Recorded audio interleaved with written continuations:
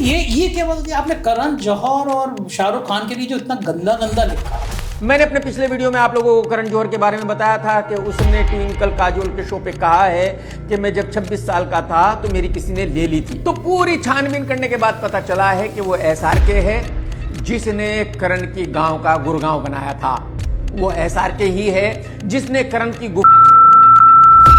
वो SRK ही है जिसने करण की सांडे के तेल के साथ। मेरे ख्याल में SRK के बारे में मैंने कभी नहीं कहा। शाहरुख खान के बारे में अभी करण जौहर की आपको अरे भैया आपको ऐसा लग रहा है कि ये ऐसी बात है? ऐसी बात नहीं है, बहुत नॉर्मल बात है। अरे आपने लिखा कि करण जौहर के संग शाहरुख खान ने सेक्स किया, ये नॉर्मल बात नहीं है। बॉलीवुड में ये नॉर्मल बात है। सेक्स करना, मेल होमोसेक्सुअल होना नॉर्मल बात है। नहीं, बॉलीवुड में ये प्यार मोहब्बत की बात है, नॉर्मल बात है भाई। ये प्यार नहीं है, ये होमोसेक्सुअलिटी है। नहीं, ऐसा नहीं है। वो तो करण जौहर ने क्योंकि कहा उस शो में, उसने अपनी तरफ से ऐसी बातें कही तो उसको मैंने रिपीट किया। SRK साहब खुद बोल चुके हैं कि अगर वो एक्टर ना होते तो वो पोर्न स्टार होते। आप क्या बात कर रहे हो आप? SRK साहब खुद बोल चुके हैं ऑन रिकॉर्ड, ऑन स्टेज कि करण से मेरा प्यार है, और भी मतलब बहुत कुछ ऐसी चीजें वो कह चुके हैं। ये आपका कहना मतलब है कि बॉलीवुड में और नाम भी है जो होमोसेक्सुअल है? बहुत है बॉलीवुड, बड़े नाम भी हैं। कौन जैसे? बहुत बड़े नाम है। सलमान खान ने तो शायद नोटिस भी दिया था ना आपको? नहीं, मैंने बिल्कुल नहीं रगड़ा। सलमान भाई को ऐसा लगा कि शायद मुझे लगता है कोई दोस्त बचाया आपने, सब दुश्मन लाइन से लगा के आपने दुश्मनी पैदा कर दी है इंडस्ट्री में। मुझे नहीं लगता मेरा कोई दुश्मन है। अच्छा, आपको ये लगता है कि आप इतनी अश्लील बातें लिख दोगे, इतनी गाली लिख दोगे, इसीलिए आपकी फॉलोइंग बढ़ जाएगी, इसीलिए ट्विटर पे लोग इतना ज़्यादा आपको फॉलो करेंगे, पढ़ के मजे लेंगे? नहीं, मैं कभी किसी को गाली नहीं देता। जिसके बराबरी तुम सोच कर, तुम मेरा हो, तुम डोनेट कर देते हो, तुम मेरे के बराबर नहीं हो। ज़बान संभाल के बात कर। आपने धुरंधर को तो लिखा कि धुरंधर हिट नहीं होगी, धुरंधर ने तो रिकॉर्ड तोड़ दिए। हिट इसलिए हो गई कि ये फॉर्मूला आज की तारीख में अचूक है कि भाई एक दफ़ा अगर आप ये साबित करने में कामयाब हो गए कि आपकी फिल्म पाकिस्तान के खिलाफ है, मुसलमानों के खिलाफ है, तो फिर वो आपकी फिल्म हिट होनी ही होनी है। वो कश्मीर फाइल्स हो, वो गदर 3 हो, वो धुरंधर। अच्छा, अब आपने अगर पिक्चर बनाई तो और आपके मन की कोई हीरोइन तो कौन सी होगी जिसको आप लेना चाहेंगे? हकीकत ये है कि आज जिसको भी लेंगे मजबूरी में लेंगे। बॉलीवुड वाले हैं वो अच्छी लड़कियों को लॉन्च ही नहीं कर पा रहे हैं, वो सिर्फ नाम वाली लड़कियों को लॉन्च कर रहे हैं।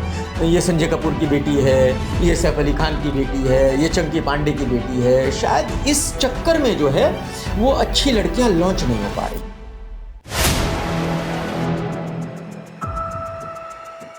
नमस्कार, मैं हूं संजय शर्मा, आप देख रहे हैं 4PM न्यूज़ नेटवर्क। गजब के शख्स हैं जिनके संग मैं आज बातचीत करने आया हूं, आपको सुन के मज़ा आएगा। और भाई की सोशल मीडिया पे वो ब्रांडिंग है कि फिल्म इंडस्ट्री का कोई शायद ही बड़ा नाम हो जो उनको फॉलो ना करता हो। किस आदमी के तकदीर में ऐसा होगा कि 50 लाख लोग तो उनको ट्विटर पे, 5 मिलियन लोग उनको ट्विटर पे फॉलो करते हैं। सोचिए, 5 मिलियन लोग ट्विटर पे, आप उनका ट्वीट खोलेंगे तो उसमें आपको लाइन से बड़े बड़े नाम दिख जाएंगे, उनको कोसते हुए भी दिख जाएंगे कि आप ऐसा बोल रहे हो, ऐसा बोल रहे हो। लेकिन पिक्चर आई नहीं, और भाई का एक ट्वीट आया नहीं, और पिक्चर या तो अच्छी या बुरी बैंड बच जाएगी। 17 लाख लोग उनको फेसबुक पे फॉलो करते हैं। फेसबुक से मुझे लगता है ढेर सारे पैसे मिलते होंगे, क्योंकि फेसबुक भी बहुत सारा पैसा देती है। और 30 लाख से ज़्यादा लोग उनको इंस्टाग्राम पे फॉलो करते हैं, और 14 लाख उनके यूट्यूब पे हैं। अब आप सोचिए, ऐसा कौन सा इंसान होगा जो बॉलीवुड में इतना दीवाना हो, बॉलीवुड के लोग उनकी तारीफ़ करें या बुराई करें लेकिन चर्चा जरूर करते हैं। मुझे इंदिरा गांधी की ये बात याद आती है, जब वो आपातकाल में जेल चली गई थी तो उन्होंने एक लाइन कही थी, आप मेरी प्रशंसा करें या निंदा करें लेकिन मेरी चर्चा करें। तो मैं कुछ सेकंड का सवाल आपके दिमाग के लिए छोड़ता हूँ, जब मैं पर्चा कर रहा हूँ उससे पहले सोचिए ऐसा कौन सा इंसान होगा बॉलीवुड का जिसकी चाहे प्रशंसा करें या निंदा करें लेकिन उसका ट्वीट बच्चन फैमिली से लेकर वो सारे लोग देखते हैं, पढ़ते हैं। उसकी समीक्षा पिक्चर बना रहा होता है प्रोड्यूसर, उसके दिल में धक धक होती है कि यह बंदा मेरी पिक्चर के कैसी धज्जियाँ उड़ाएगा। और शालीनता तो इस आदमी से पास में दूर दूर तक नहीं जाएगी। भाई किन्हीं भी भाषा में जवाब दे देंगे। मैं इनका परिचय कराऊंगा, मुझे आपके समझ में आ गया होगा। मैं भाई KRK की बात कर रहा हूँ। KRK भाई, बहुत बहुत स्वागत है। बहुत बहुत शुक्रिया।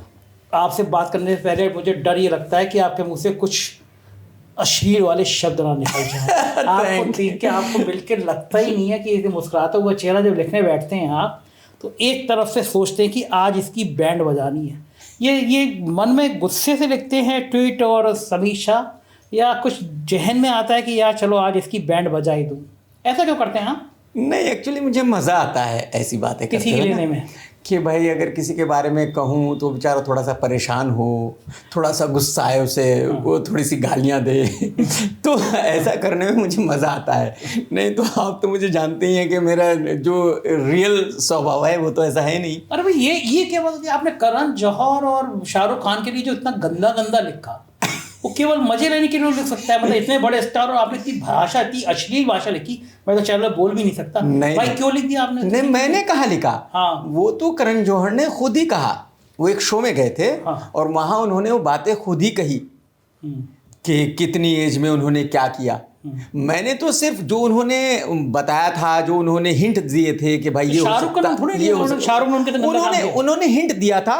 फिर मैंने खोजबीन की, मैंने इंक्वायरी की कि भाई किस वक्त में कौन किससे करण जौहर से मिला था, तो फिर मुझे लगा कि शायद ये बिल्कुल सही फिट होता है शाहरुख खान और करण जौहर। कि यार क्या भाई ये मत कहिए। मतलब शाहरुख ने करण जौहर के साथ गंदा काम किया, या आपने रिसर्च कर ली और रिसर्च करके पा लिया कि शाहरुख खान के संग ने करण जौहर के साथ गंदा काम किया? नहीं, गंदा काम नहीं, तो प्यार है, मोहब्बत है। ये प्यार मोहब्बत थोड़ी नहीं थी जो आपने लिखी, वो तो मतलब बिल्कुल गंदी वाली थी। प्यार मोहब्बत। अच्छा, फिर उसके बाद में शाहरुख खान करण जौहर गरियाए तो होंगे आप पे बहुत कस के? नहीं, सब तो दोस्ती आ रही हैं यहाँ पे बॉलीवुड में, और सबको पता है कि ऐसी दोस्ती भैया, ऐसी दोस्ती सबको पता है कि हंसी मजाक में सब है, इसमें कुछ कोई सीरियस बात नहीं है, तो कोई बुरा नहीं मानता। क्या कि भाई आपके जितने ट्वीट होते हैं ना, वो इंडस्ट्री में तहलका इसलिए मचाते हैं। मुझे लगता है कोई दोस्त बचाए आपके, सब दुश्मन लाइन से लगा के आपने दुश्मनी पैदा कर दी है इंडस्ट्री में। मुझे नहीं लगता मेरा कोई दुश्मन है, मुझे ऐसा पर्सनली जो नहीं लिखते हैं लगता। ये सब प्यार करते होंगे आपको? मुझे ऐसा लगता है कि शायद वो भी मज़े ही लेते हैं पढ़ के, तो मुझे नहीं लगता कि कोई दुश्मन है। मेरे सामने तो आज तक किसी ने नहीं बोला कि भाई वो मेरा दुश्मन है। कौन पंगा लेगा आपसे? फिर आप उसकी लिख दोगे? हाँ, पीछे कोई बोलता हो तो मैं कह नहीं सकता।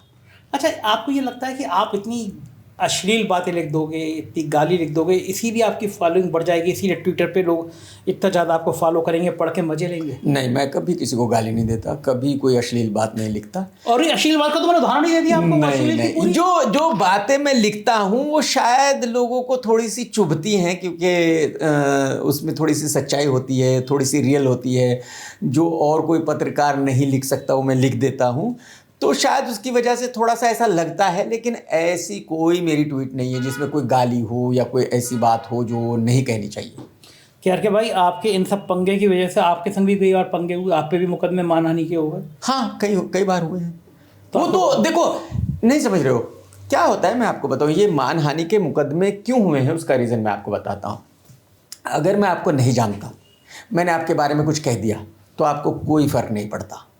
प्रॉब्लम तब होती है जब मैं आपको पर्सनली जानता हूँ, और जानने के बाद अगर मैं आपके बारे में कुछ कहता हूँ तो आपको लगता है कि यार इसने मेरे बारे में क्यों कहा यार। तो बॉलीवुड में क्या है, सब लोग ऐसे हैं कि भाई सबको मैं पर्सनली जानता हूँ, सबसे जान पहचान है, तो उनको ये लगता है कि भाई बाकी कोई कुछ भी कहे लेकिन KRK नहीं कह सकता। तो अगर मैं कहता हूँ तो उनको बहुत बुरा लगता है, और मेरे ख्याल में उनका हक है ये, और यही वजह है कि वो केसेस उन्होंने मुझ पर किए। एक हमारे लोग है कानपुर में, लड्डू की दुकान है, उसका स्लोगन है कि ऐसा कोई सगा नहीं जिसको हमने ठगा नहीं।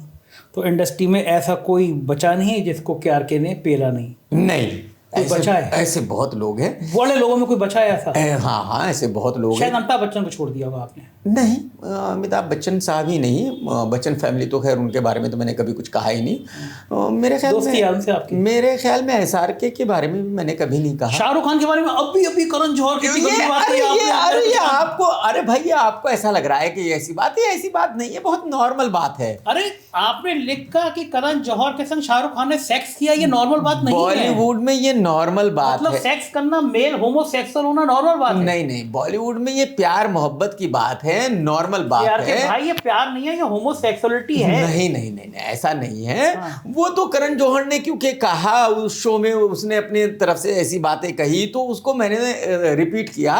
बाकी उसमें कोई वो तो मौज मस्ती के लिए है, थोड़ा ऐसे ही कोई बहुत ज़्यादा सीरियस बात नहीं है। अच्छा, क्या लगा होगा शाहरुख खान को और करण जौहर को वो वाला? कुछ नहीं, SRK साहब खुद बोल चुके हैं कि अगर वो एक्टर ना होते तो वो पॉर्न स्टार होते। आप क्या बात कर रहे हो आप? SRK साहब खुद बोल चुके हैं ऑन रिकॉर्ड, ऑन स्टेज कि करण से मेरा प्यार है, और भी मतलब बहुत बहुत कुछ ऐसी चीज़ें वो कह चुके हैं। तो ये बॉलीवुड में बहुत ही नॉर्मल चीज़ है। कुछ तो शर्म कर लेते। वो आपके घर दुबई गए, आपसे उनके निजी, शाहरुख खान आपके दोस्त हैं, आपके घर भी गए थे ना शायद? मैंने फोटो कहीं मेरे बच्चे उनसे मिलने गए थे उनके घर पे। वो जो फोटो हैं वो उस वक्त के हैं जब हम उनके घर पे गए थे। आप उनके, हाँ। तो बताइए, आप शाहरुख खान के घर पे गए, बच्चे फोटो खिंचा रहे हैं और आपने उनको पेल दिया? नहीं नहीं, लेकिन पिल्ला ये तो आपको लग रहा है। ये तो बहुत बड़ा नहीं नहीं, ये आपको लग रहा है कि पेल दिया। अगर ऐसा होता, देखो अगर ऐसा होता तो करण जौहर अपने शो में खुद ही ये ना कहता कि मैंने इतने साल की एज पर वर्जिनिटी लॉस की थी। ये उन्होंने बात कही, इसका मतलब ये कुछ बुरा नहीं है, कुछ गलत नहीं है। करण जौहर साहब लड़की तो नहीं है, समझ रहे हो ना आप? तो यहाँ इंडस्ट्री में जो है, यहाँ का कल्चर ऐसा है कि यहाँ ये बात कुछ बहुत बड़ी नहीं है। हाँ, मैं आपके हिसाब से समझ सकता हूँ कि आप यूपी हमें तो से बड़ी लग रही है, हाँ, यूपी के हैं आप तो- यूपी से हैं, हाँ, तो हमें तो बड़ी लग आपके रही लिए है। वो बहुत बड़ी बात है। लेकिन अच्छा, बॉलीवुड के लिए वो नहीं, बहुत बड़ी बात नहीं यानी है। ये आपका कहना मतलब है कि बॉलीवुड में और नाम भी है जो होमोसेक्सुअल है?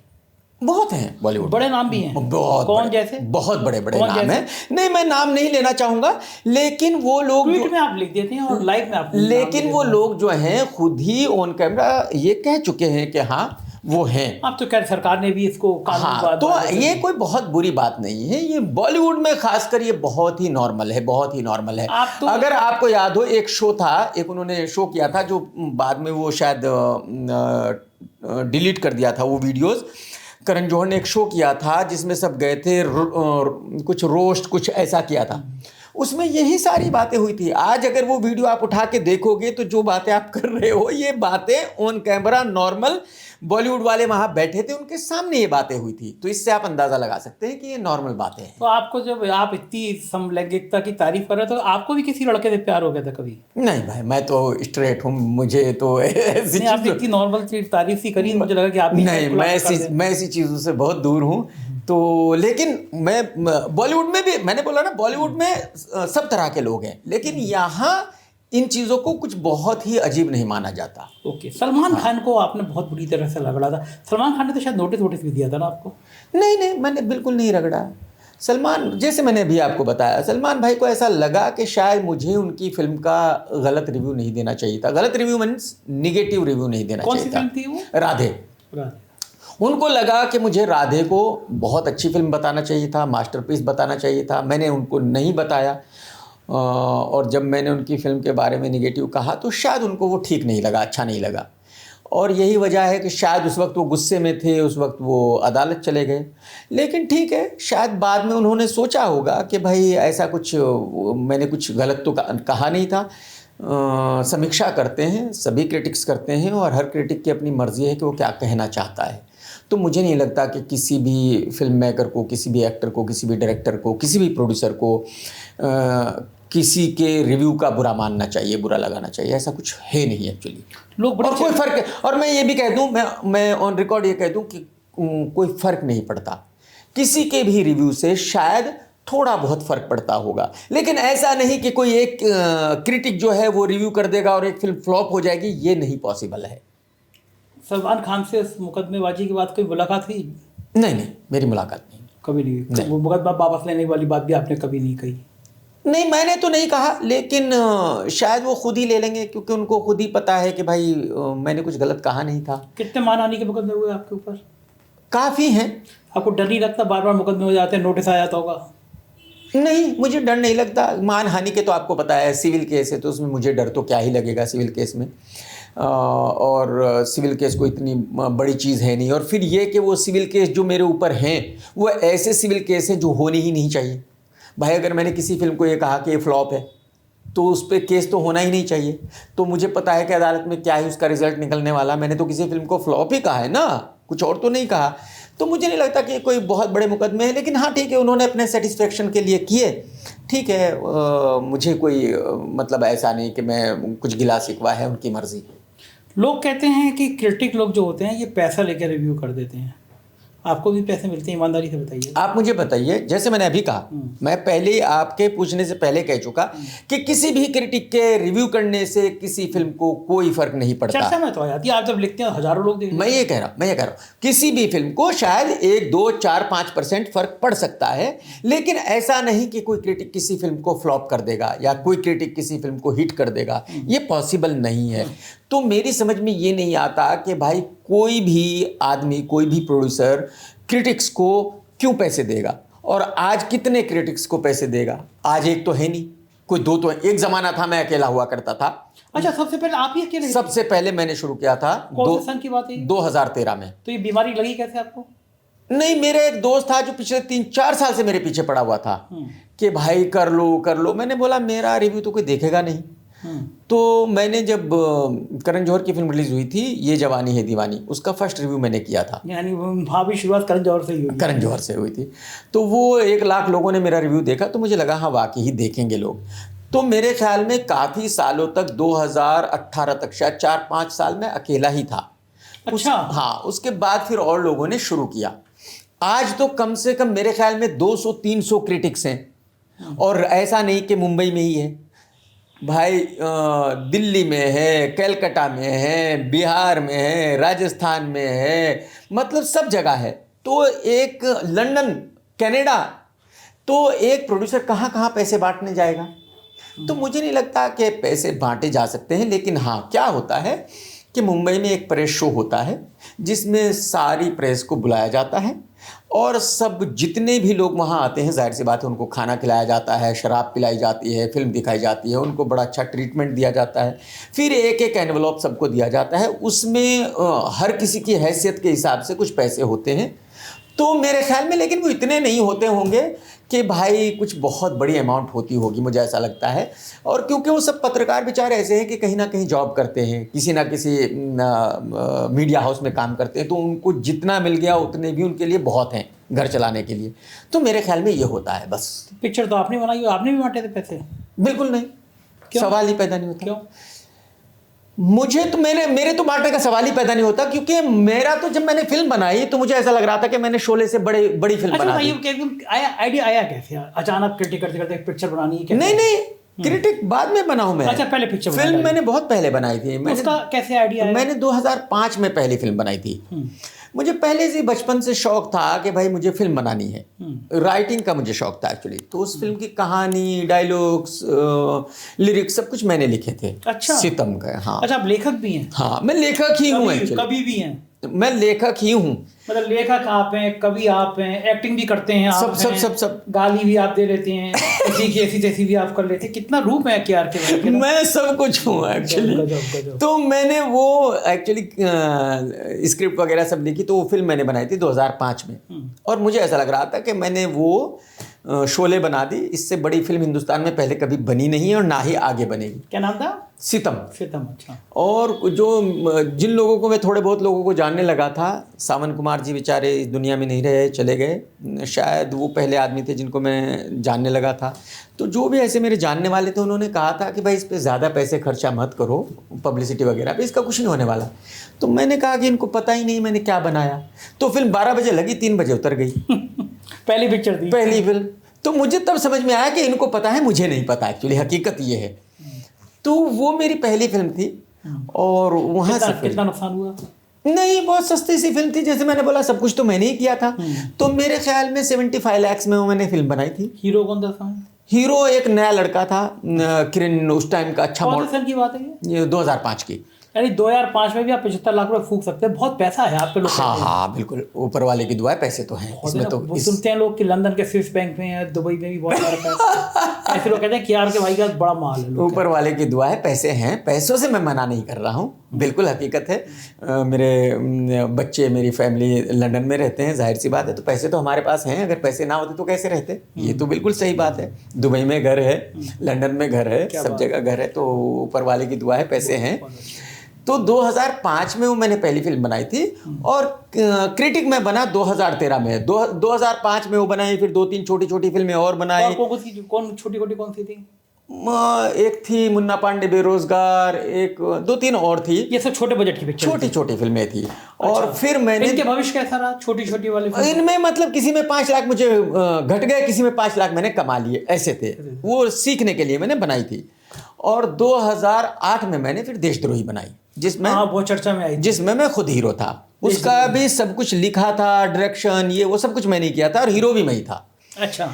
तो उसमें मेरे साथ हीरोइन थी लगान की ग्रेसी सिंह, किम शर्मा, 3-4 हीरोइन थी। उसमें बड़ी चर्चित थी किम शर्मा। हाँ, तो 2008 में वो फिल्म रिलीज हुई थी। मुंबई में, महाराष्ट्र में बैंड हो गई थी। क्यों? क्योंकि वो उसी टॉपिक पे थी जो आजकल चलता है कि भाई यूपी से यहाँ लोग क्यों आते हैं काम करने। पलायन। हाँ, मराठी बोली जानी चाहिए, अगर यहाँ रहना है तो मराठी बोलो। वो उसी मुद्दे पे थी। अच्छा। तो यहाँ महाराष्ट्र में प्रतिबंध लग गया था उस पर? हाँ, तो महाराष्ट्र सरकार ने उसको बैन कर दिया था, बाकी सब जगह रिलीज हो गई थी। तो उससे फिर मैं, जाहिर सी बात है, जैसे आपने कहा कि वो फिल्म चर्चा में आ गई, तो मैं चर्चा में आ गया था। तो उसके बाद फिर मैं बिग बॉस में चला गया। हाँ, वहाँ पे आपने ढेर कर दी गालियों को, और दे गाली, हाँ, दे गाली। तो 2009 में आपको वो सबसे टर्निंग पॉइंट बिग बॉस ही था शायद। बिग बॉस नहीं, टर्निंग पॉइंट तो आप देशद्रोही कहिए। हाँ, देशद्रोही। अगर देशद्रोही चर्चा में ना आती तो बिग अगर बॉस, प्रतिबंध नहीं लगता तो आप तो बिग बॉस वाले मुझे ना बुलाते। मेरे ख्याल से प्रतिबंध की वजह से आप सबसे ज्यादा चर्चा में आए। बिल्कुल बिल्कुल करेक्ट, बिल्कुल करेक्ट। और उसी वजह से फिर बिग बॉस में बुलाया गया। और बिग बॉस में मुझसे पहले ऐसा सब कुछ हुआ नहीं था जैसे आप कह रहे हो। उस टाइम जो है टीवी पे अलग तरह से चला करता था। जब मैंने पानी की बोतल फेंकी तो वो एक टीवी चैनल जो है, एक टीवी चैनल कम से कम दिन में 100 बार दिखाता था, धड़म धड़म धड़म दे के पानी की बोतल मारी है। तो वो उस तरह से मारी क्यों थी पानी बोतल? नहीं, मुझे निकलना था उस दिन। मुझे तो निकलना था, तो क्या सोच रहा था क्या करूं, कैसे निकलूं। जब मैं गया था तो बोल के गया था कि मैं 20-21 दिन ही रहूँगा, मेरा बिजनेस वगैरह है, मैं ज़्यादा दिन नहीं रह सकता। तो उस दिन तकरीबन मेरे ख्याल में 20 दिन हो गए थे। मैंने सोचा यार निकलूँ कैसे, निकलूँ क्या करूँ। तो कुछ बात चल रही थी तो मैंने पानी की बोतल फेंक के मार दी। तो वो लगी किसी को नहीं, लेकिन वो उतने पे ही मुझे बिग बॉस ने निकाल दिया। तो मैंने बोला भाई शुक्रिया, बहुत बहुत पैसे मिले थे ना आपको बिग बॉस से? हाँ, पैसे अच्छे मिले। कितने मिले थे उस वक्त में? मुझे 2 लाख रुपए पर डे मिले थे। 2 लाख रुपए पर डे? 40 लाख रुपए? तो मैं नहीं, मैं रहा था 42 डेज। अरे 80 लाख रुपए? हाँ, कोई और तो नहीं रहता क्या फर्क पड़ रहा था? बिल्कुल। बिग बॉस का अनुभव ने आपको क्या क्या सिखाया? कुछ नहीं सिखाया मुझे। सिखाया कि गाली देने नहीं चर्चा में आते हैं? मुझे कुछ नहीं सिखाया। ये तो सिखाया होगा कि आपकी खुराफात ही आपकी चर्चा में आता है। नहीं, बल्कि वो भी मैं कहता हूँ, मैं एक्चुअली पहले 20 दिन रहा और फिर दोबारा गया, फिर 20-21 दिन रहा। अच्छा, दोबारा भी कहते हैं? दोबारा गया, लेकिन दोबारा का किसी को याद नहीं है। अच्छा। क्योंकि मैं पहले दफा में जब बाहर आया तो मैं इतना डर गया कि शायद मैंने बहुत कुछ गलत कर दिया, बहुत ज्यादा निगेटिव कर दिया मैंने। तो जब मैं दूसरी दफा गया तो मैंने कुछ भी नहीं किया। तो और अब मुझे रिग्रेट होता है। जितने लोग भी आज तक मुझे जानते हैं उनको पहली ही दफा का याद है, सेकंड दफा का किसी को याद नहीं है। वो बोलते अच्छा दोबारा भी आप गए थे? हाँ, मैंने ही ऐसे पूछा। हाँ, मैंने कहा हाँ मैं गया था सर, दोबारा तो ज्यादा दिन रहा था। बोला नहीं, वो हमें याद नहीं है, तो हमें तो पहले ही दफा का याद है। तब से KRK ने जिंदगी का सार सीखा कि जब उंगली करोगे, डंडा करोगे, न्यूसेंस करोगे, तभी चर्चा में रहोगे। बिल्कुल, है ना? और वो दिन है कि आज का फार्मूला है कि करण जौहर और शाहरुख खान की प्रेम कहानी लिखोगे तभी चर्चा में रहोगे। देखो, पब्लिसिटी इज पब्लिसिटी, नेगेटिव हो या पॉजिटिव हो। आपका ट्विटर पे मैं लाइन से लगा के देखता हूँ, मुझे गुड तो कुछ दिखती नहीं है, बैड ही बैड दिखती है, खुराफात ही खुराफात। नहीं, ऐसा नहीं है? बिल्कुल नहीं, बिल्कुल नहीं। अरे क्या भाई, आपके बच्चे बड़े हैं, पढ़ते होंगे कि मेरे पापा इतने गाली गलौज वाले हैं? नहीं, जैसे मैंने कहा, वो शायद आपको ऐसा लग रहा है, मैं गाली कभी नहीं देता। मेरे किसी ट्वीट में आपको गाली नजर नहीं आएगी, मैं गाली कभी नहीं देता। मैं जो कहता हूँ, शायद मैंने बोला ना कि थोड़ा सा वो तल्ख होता है, थोड़ी सी उसमें रियलिटी होती है, शायद ऐसे लगता है। अच्छा, ऐसा कभी कोई ऐसा ट्वीट या कोई ऐसी फेसबुक पे बात या इंस्टाग्राम पे ऐसी हुई जिसके लिए आपको बाद में बुरा लगा कि यार ये नहीं कहना चाहिए था मुझे? कोई ऐसी घटना? ऐसी बहुत बार हुई, एक बार नहीं बहुत बार हुई। हालांकि कोई ऐसी बात नहीं थी कि मैंने किसी की माँ बहन कर दी थी और वो मुझे बुरा लगा, नहीं। लेकिन मैंने जो कुछ कह दिया था बहुत ही सिंपल वर्ड्स में कहा था, लेकिन फिर भी शायद मुझे वो नहीं कहना चाहिए था। तो याद है? मैंने अपने दोस्तों को कुछ कह दिया था। परिणीति अच्छी दोस्त थी, मैंने उसके लिए कुछ कह दिया था। मैंने उसको किम करदाशियन से कंपेयर कर दिया था और उसको बुरा लगा। हालांकि लगना नहीं चाहिए था, जबकि फिल्म इंडस्ट्री में हैं हम लोग, बॉलीवुड में, लेकिन फिर भी वो मुझे बुरा लगा कि मुझे नहीं करना चाहिए था।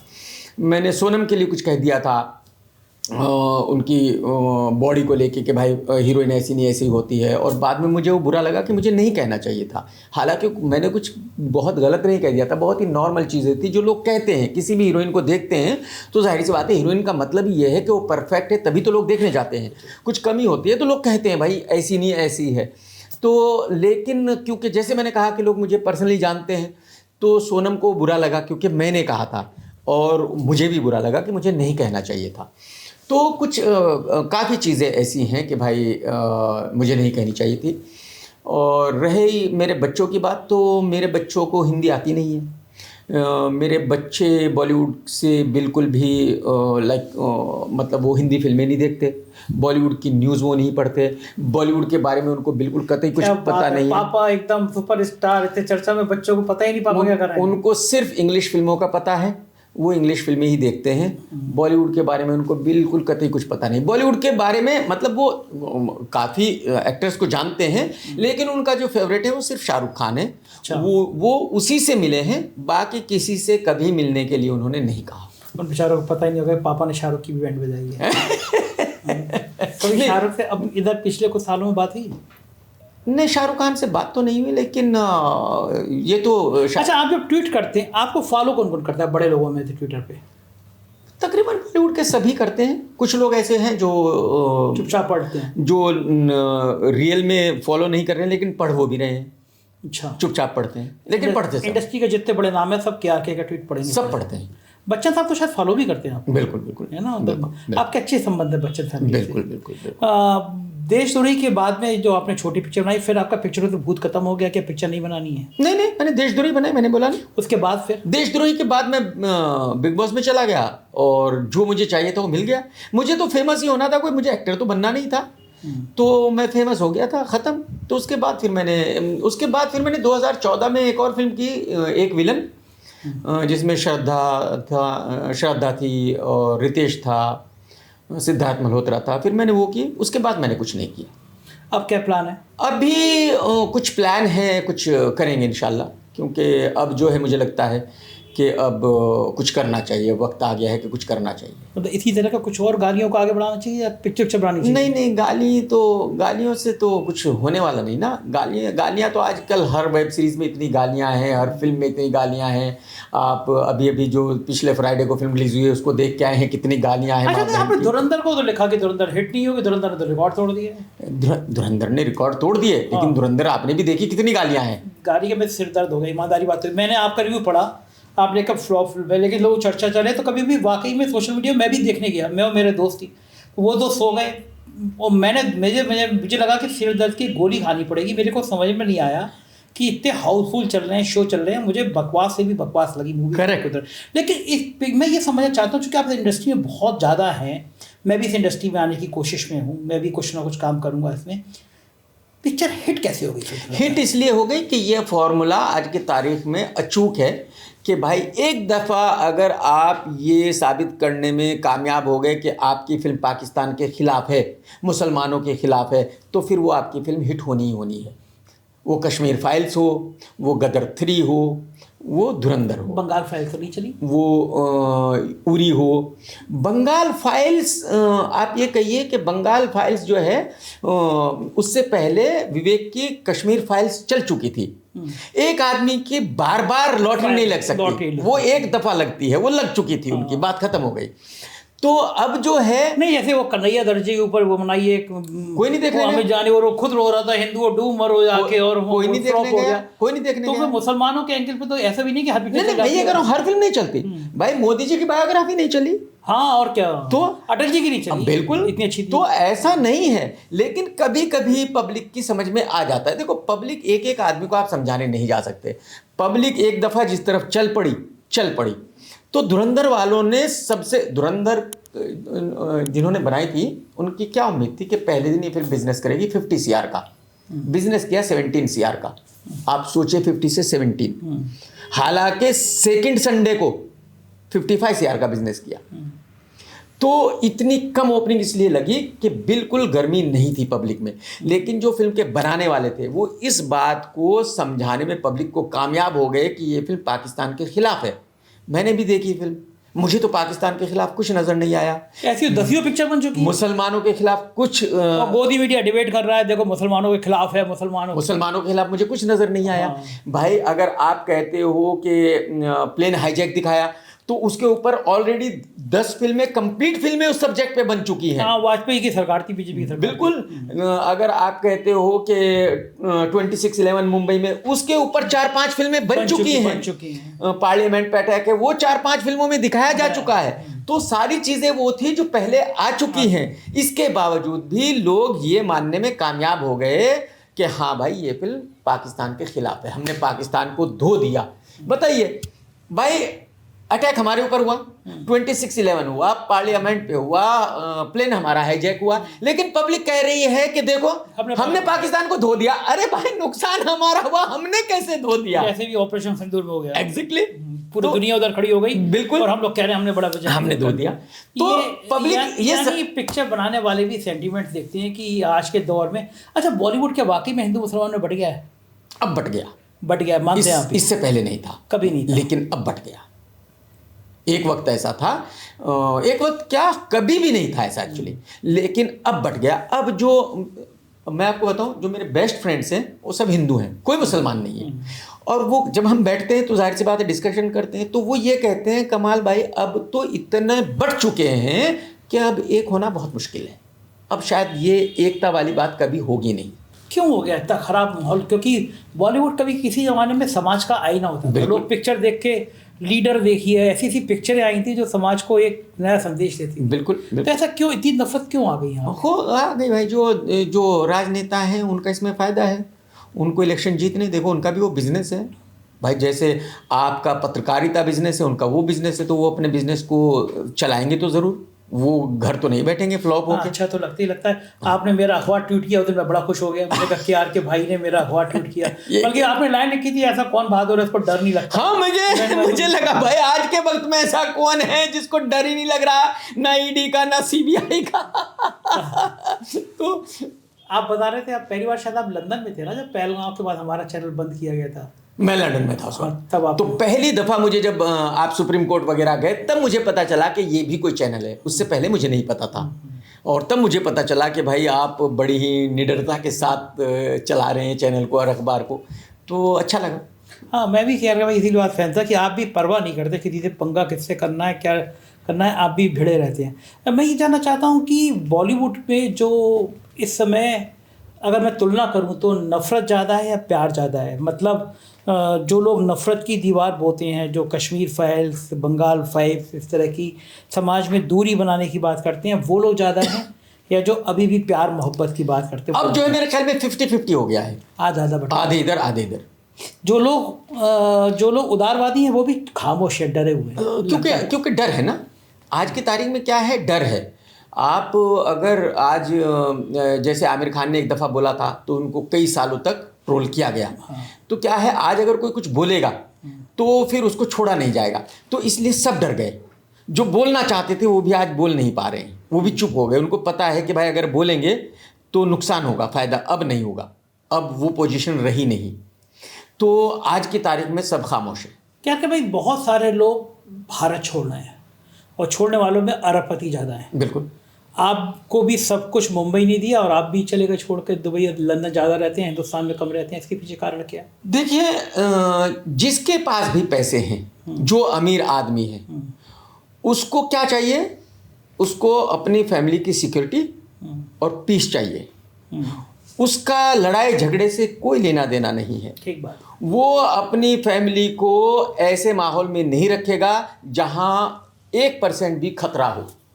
तो जिनके पास पैसे हैं, और जाहिर सी बात है इस देश में ज़्यादा तो हिंदू ही हैं, ज़्यादा पैसे तो उन्हीं के पास है, तो जिनके पास भी पैसे हैं वो लोग छोड़ करके जा रहे हैं, क्योंकि उनको अपने बच्चों को यहाँ नहीं रखना है। आप यकीन कीजिए, मेरे कई दोस्त हैं बॉम्बे से जो छोड़ के कनाडा चले गए फैमिली को लेके।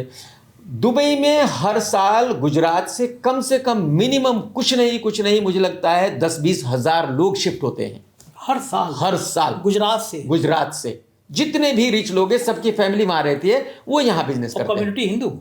कम्युनिटी हिंदू। आप देखिए, बड़े बड़े जितने हमारे एक्टर हैं, मुसलमान तो कोई नहीं गया, हाँ। लेकिन हमारे जितने हिंदू एक्टर हैं, आर माधवन चला गया, आपका क्या नाम है, सोनू निगम वहाँ चला गया, आपका हनी सिंह वहाँ चला गया, तकरीबन सभी लोगों ने वहाँ घर ले लिए, वहीं रहते हैं, उनको नहीं रहना। मुझे तो आपको जब पकड़ना हुआ तो हमने दुबई में पकड़ा सबसे मैं पहले ये कह रहा हूँ कि 4PM मिडिल ईस्ट लॉन्च किया, हमने कहा क्या कि भाई दुबई में मिलेंगे तो दुबई पकड़ा जाए। बिल्कुल। ये एक देश के लिए भी खतरनाक स्थिति है कि हमारे देश के एक पूंजीपति लोग भारत छोड़ रहे हैं और बॉलीवुड में ये नफरत भी बढ़ रही है, ये भी चिंता विषय है। आपको लगता है कि ये सुबह कभी तो आएगी कि फिर पुराने जैसा माहौल होगा, फिर प्यार की बात होगी, भाईचारे की बात? अब नहीं होगी भाई, नहीं होगी। अब नहीं होगी। आप निराशावादी हैं क्या? नहीं, निराशावादी नहीं, मैं जो हकीकत है उसको पहचानता हूँ। देखिए मैं आपको बताऊँ, रशिया में भी इलेक्शन होते हैं, लेकिन जीतते तो पुतिन ही है। ठीक है। इलेक्शन तो तुर्की में भी होते हैं, लेकिन जीतते भाई साहब ही हैं, कितने सालों से बैठे हुए हैं। तो इलेक्शन ऐसा नहीं है कि ये सिर्फ इंडिया में है, बहुत सारे देशों में है। इलेक्शन तो सीरिया में भी होते हैं, लेकिन जो भी अल-शारा है वही जीतता रहेगा हमेशा के लिए।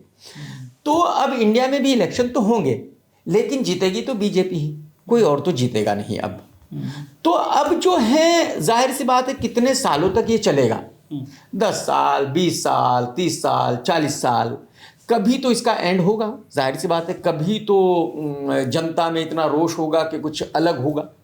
तो अब मुझे ऐसा लगता है कि अब हमें उस वक्त का इंतज़ार करना होगा, उससे पहले कुछ नहीं होगा। बिल्कुल ठीक बात है कि एक कोई लॉ जलेगी या कोई एक बड़ा आंदोलन होगा। Exactly. जेपी का अन्ना की तरह, तो शायद देश की फिजा। बिल्कुल। क्योंकि समाज मुझे लगता है कि भाई सबसे ज़्यादा जो खराब चीज़ है वो भ्रष्टाचार से कहीं ज़्यादा सांप्रदायिकता खराब। बिल्कुल। ये भाई में बंटवारा करा दी, क्या दौर था।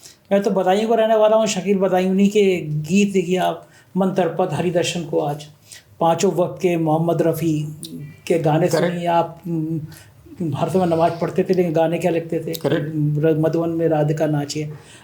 लेकिन ये जो फिल्म प्रोड्यूसर हैं, जिनकी जिम्मेदारी है बनाने की, जो अभिनेता हैं, इनको नैतिकता का बोध नहीं होता कि कभी हम नैतिक बने, समाज को एक अच्छा संदेश दें। बॉलीवुड में जितने लोग हैं उनको समाज से कोई लेना देना नहीं है, पैसा मतलब उनका कोई वास्ता मतलब नहीं है। वो लोग सब बिजनेसमैन हैं, वो लोग बिजनेस कर रहे हैं, उनको अपने पैसों से लेना देना है। उस फिल्म के बनने से किसको क्या फ़र्क पड़ेगा, इससे उनको कोई लेना देना नहीं। उनकी समझ में आ गया आज सरकार के खिलाफ बोलना ठीक नहीं है, सरकार के खिलाफ बोल के नुकसान करना है, तो वो अब नहीं बोलेंगे। तो यहाँ सब लोग पैसे बनाने के लिए हैं, यहाँ समाज को सुधारने के लिए कोई नहीं है। अच्छा, अगर मैं आपसे ये पूछूं, फिल्म इंडस्ट्री का सबसे अच्छा इंसान कौन है बच्चन साहब को छोड़ के? क्योंकि मुझे पता है बच्चन साहब आपके प्रिय, आप बच्चन साहब का नाम ले दोगे, तो बच्चन साहब तो आपके प्रिय, मैंने मान लिया। इसके अलावा फिल्म इंडस्ट्री का ऐसा कौन सा इंसान है जो आपको सबसे अच्छा लगता है? देखिए, ईमानदारी से बताइएगा। मैं ईमानदारी से बता रहा हूँ, सब अच्छे। मेरा ऐसा मानना है कि दुनिया में कोई भी आदमी सबके साथ अच्छा नहीं हो सकता, सबके साथ बुरा नहीं हो सकता। तो मेरा किससे क्या रिलेशन है, मैं उस हिसाब से उस आदमी को तोलता हूँ कि ये अच्छा है या बुरा है। लेकिन दूसरे से, किसी और से उसका क्या रिलेशन है वो मुझे नहीं पता है। तो ये कहना बिल्कुल ही गलत होगा कि वो अच्छा नहीं है और वो अच्छा है। लेकिन हाँ, कुछ लोग ऐसे हैं कि मतलब उनको आप किसी से कंपेयर नहीं कर सकते। जैसे कि शाहरुख खान है, शाहरुख खान साहब कैसे हैं, और इसीलिए आप देखेंगे कि बॉलीवुड में कोई हिंदू हो, मुस्लिम हो, कोई भी हो, कोई भी उनके खिलाफ कुछ नहीं बोलता, उनके बारे में बुरा नहीं कहता।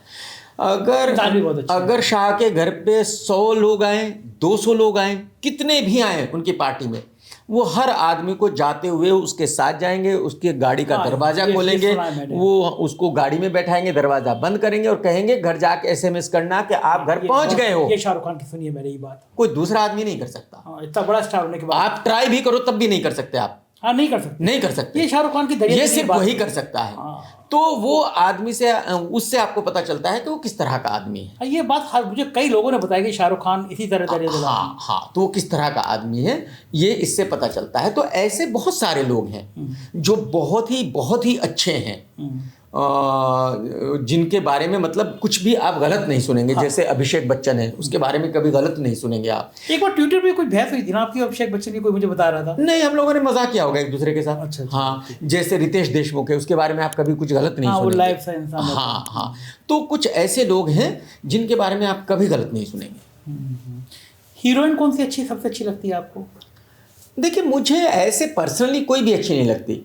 ये आप इसलिए बता रहे हैं कि आपका पॉडकास्ट आपकी पत्नी भी देख रही है? नहीं नहीं, मेरी पत्नी देखती ही नहीं है, मेरे बच्चे नहीं देखते, मेरी पत्नी नहीं देखती। बड़ा अच्छा करते हैं, आपको देखते हैं वो तो प्रॉब्लम ही नहीं मुझे। लेकिन मुझे आप नाम बताइए हीरोइन का, मैं गारंटी लेता हूँ कि मैं भाभी जी तक वो क्लिप भिजवा दूंगा। नहीं, लेकिन मुझे बहुत अच्छी तरह याद है, जब मैंने फिल्में देखना शुरू किया था, मैं छोटा था, तो मुझे हेमा जी बहुत अच्छी लगती थी।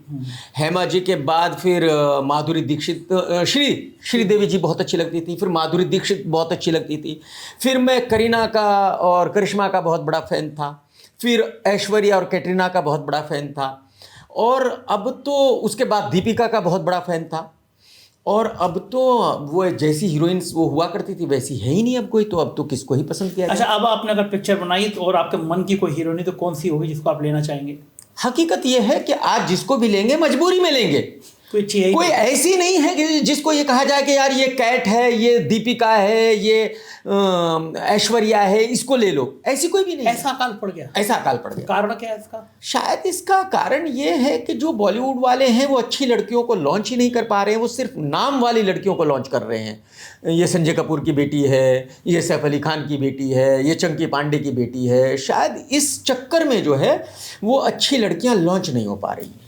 ये लड़कियों के शोषण की बात, कास्टिंग काउच की बात जो होती है, इसमें सच्चाई है या हवा में बातें होती है? देखो, ये बात तो कंगना अपने वक्त की बहुत बड़ी एक्ट्रेस रही है, उन्होंने on camera, on TV channel, national TV channel पे बैठ के ये बात कही है, और भी बहुत सारी लड़कियों ने कही है, खाली कंगना ने नहीं कही है। तो अगर उन्होंने कहा है तो कुछ ना कुछ तो सच्चाई होगी। लेकिन मैं ऐसा मानता हूं कि जितना बॉलीवुड में होता है उतना ही कॉर्पोरेट में होता है, उतना ही मीडिया में होता है, उतना ही एयरलाइंस में होता है, तो सब जगह सेम ही है, डिफरेंस तो कहीं नहीं है। हाँ, बात तो गंदगी यहाँ पे वहाँ पे है ही, आदमी हर जगह है। एग्जैक्टली। बहुत बहुत शुक्रिया केआर के भाई, आपने इतनी अच्छी बात देखी, मुझे बड़ा अच्छा लगा आपसे। थैंक यू, शुक्रिया संजय भाई, बहुत बहुत शुक्रिया। ये थे केआर के भाई, बड़े बढ़िया तरीके से अपने अंदाज में इन्होंने मुझसे बातचीत करी, और नो डाउट कि आप कभी जाएंगे इनकी सोशल मीडिया प्रोफाइल पे तो आप देखेंगे कि पता नहीं मुझे आपको कैसा लगा, मुझे कुछ नहीं कहना, लेकिन मैं इतना कहना है कि इस इंटरव्यू को देखकर आप कैसा सोचते हैं, पहले एक बार इनकी पूरी सोशल मीडिया प्रोफाइल देखिए और फिर इसके नीचे कमेंट करके बताइए कि केआर के भाई के उस प्रोफाइल में और इस इंटरव्यू में एक जैसा लगे दोनों पर्सनालिटी या दोनों में अंतर है। मुझे आपकी राय का इंतजार रहेगा। चैनल को सब्सक्राइब करना ना भूलें। शुक्रिया, थैंक यू।